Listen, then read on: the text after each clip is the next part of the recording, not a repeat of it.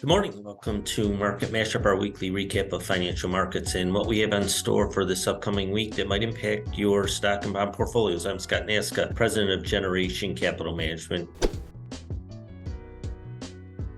A little down market last week as the Dow Jones was down 1.3%, S&P 500 down 0.7%, and the Nasdaq was pretty much flat for the week. Tough September for pretty much all major indices as we saw investors take some money off the table, de-risk their portfolios a little bit, just wait for some better signals coming through in terms of data points and look to the end of 2023. We're in the fourth quarter now. The next 3 months should be quite volatile for stocks and bonds, so you just want to pay attention there. Talking about the bond side, we have the 2-year at 5.10 and the 10-year at 4.60. So we got a 50 basis point inversion. The spread has come down considerably over the past few months as the longer end of the bond market has risen in terms of yields. Shorter end still maintains that 5% plus levels, and that's controlled by the Federal Reserve, but the longer end has gone up a lot, probably for concerns about inflation and economic slowdowns. When the yields go higher, bond prices go lower. Has been some pain points for bond investors who have invested towards the longer end of the marketplace. So they're experiencing some negative returns going throughout.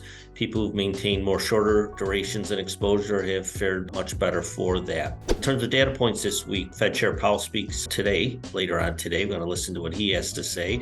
We have ISM manufacturing data coming out, Joel's jobs data coming out later this week, and we also have the September jobs report coming out on Friday. So pay close attention to that jobs number, see if we're seeing any slowdowns in wage employment, as well as paying attention to the wage growth, because that is an inflationary indicator and something the Fed looks at. Big numbers coming out on Friday that you want to pay attention to.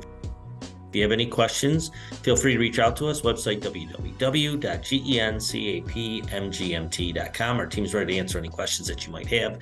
Give your portfolio a second opinion. Just make sure your allocations are lined up with your risk tolerances and goals and objectives. We have a lot of good information on our site. John's top tips will help with any financial planning needs that you might have, might spur something that you should be doing. Just making sure you're ready for retirement or any big expense items that might be coming up in the near future. You want to pay attention to that. Once again, my name is Scott Nasca, president of Generation Capital Management, and this is Market Mashup. Have a great week, everyone.